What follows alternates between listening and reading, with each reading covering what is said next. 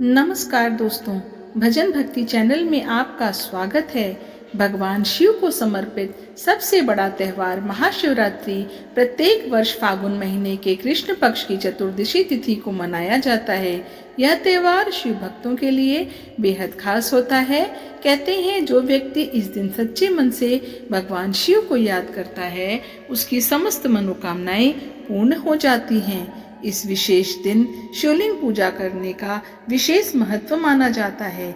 इसलिए कई भक्त फागुन महीने की शिवरात्रि पर रुद्राभिषेक करते हैं। इस बार महाशिवरात्रि 26 फरवरी 2025 को मनाई जाएगी। इस दिन व्रत रखते हैं और शिव परिवार की पूजा करते हैं। पूजा के दौरान महाशिवरात्रि व्रत कथा को सुनना फलदायी होता है। तो चलिए सुनते हैं महाशिवरात्रि की व्रत कथा। लेकिन वीडियो में आगे बढ़ने से पहले आप सभी से विनम्र निवेदन है कि जिन्होंने अभी तक मेरे चैनल को सब्सक्राइब नहीं किया, कृपया करके चैनल को सब्सक्राइब कर लीजिए, क्योंकि मेरे चैनल पर सभी व्रत त्योहार की जानकारी और उससे संबंधित कथा कहानी आपको आगे भी मिलती रहेगी। एक बार माता पार्वती ने भगवान शिव शंकर से पूछा कि आपकी कृपा पाने के लिए कौन सा सबसे सरल व्रत और पूजा है। तब भगवान भोलेनाथ ने माता पार्वती को शिवरात्रि व्रत की महिमा, व्रत और पूजा विधि बताई। उसके साथ ही साथ उन्होंने महाशिवरात्रि व्रत की कथा भी सुनाई।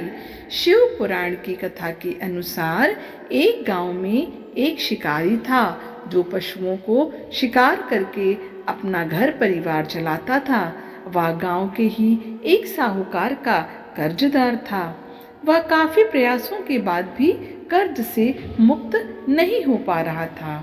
एक दिन क्रोधित होकर साहूकार ने उसे शिव मठ में बंदी बना लिया। उस दिन शिवरात्रि थी। शिकारी उस दिन शिवरात्रि की कथा को सुना।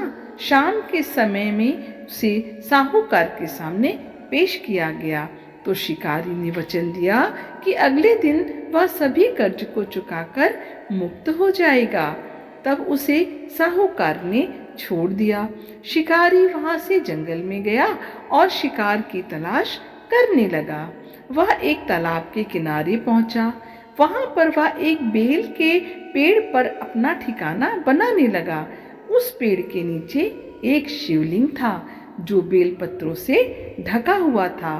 उसे इस बात की जानकारी नहीं थी। बेल वृक्ष की टहनियों को तोड़कर वह नीचे फेंकता गया और बेल पत्र उस शिवलिंग पर गिरते गए। वह भूख और प्यास से व्याकुल था। अनजाने में उससे शिव पूजा हो गई। दोपहर तक वह भूखा ही रहा। रात में एक गर्भवती हिरण तलाश में पानी पीने आई। तभी शिकारी उसे मारने के लिए धनुष बाण लेकर तैयार हो गया। उस हिरण ने कहा कि वह बच्चे को जन्म देने वाली है। तुम एक साथ दो हत्या मत करो। बच्चे को जन्म देकर मैं तुम्हारे पास आ जाऊंगी, तब तुम मेरा शिकार कर लेना। यह सुनकर शिकारी ने उसे जाने दिया। कुछ देर बाद एक और हिरण आई तो शिकारी उसका शिकार करने को तैयार हो गया। तभी उस हिरण ने भी कहा कि वह अभी ऋतु से मुक्त हुई है। वह अपने पति की तलाश कर रही है, क्योंकि वह काम के वशीभूत है। वह जल्द ही पति से मिलने के बाद शिकार के लिए उपस्थित हो जाएगी। शिकारी ने उसे भी छोड़ दिया। देर रात एक हिरण अपने बच्चों के साथ उस तालाब के पास आई।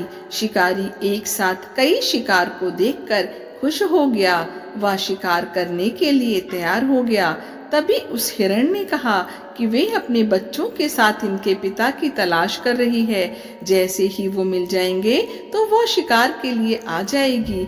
इस बार शिकारी उन्हें छोड़ना नहीं चाहता था, लेकिन उस हिरण ने शिकारी को उसके बच्चे का हवाला दिया तो उसने उसे जाने दिया। अब शिकारी बेल वृक्ष पर बैठकर बेल पत्र तोड़ तोड़ कर नीचे फेंकता जा रहा था। अब सुबह होने ही वाली थी, तभी वहां एक हिरण आया। शिकारी उसे मारने के लिए तैयार था, लेकिन हिरण ने कहा कि इससे पहले 3 हिरण और उनके बच्चों को तुमने मारा है, तो उसे भी मार दो, क्योंकि उनका वियोग वो सहन नहीं कर पाएगा, और यदि उनको जीवन दान दिया है तो उसे भी छोड़ दो। परिवार से मिलकर तुम्हारे समक्ष उपस्थित हो जाऊंगा। रात भर उपवास, रात्रि जागरण और अनजाने में बेलपत्र से शिवलिंग की पूजा के प्रभाव से शिकारी दयालु हो गया था। उसने हिरण को भी जाने दिया। उसके मन में भक्ति की भावना प्रकट हो गई और वह पुराने कर्मों को सोचकर पश्चाताप करने लगा। तभी उसने देखा कि हिरण का पूरा परिवार शिकार के लिए उसके पास आ गया।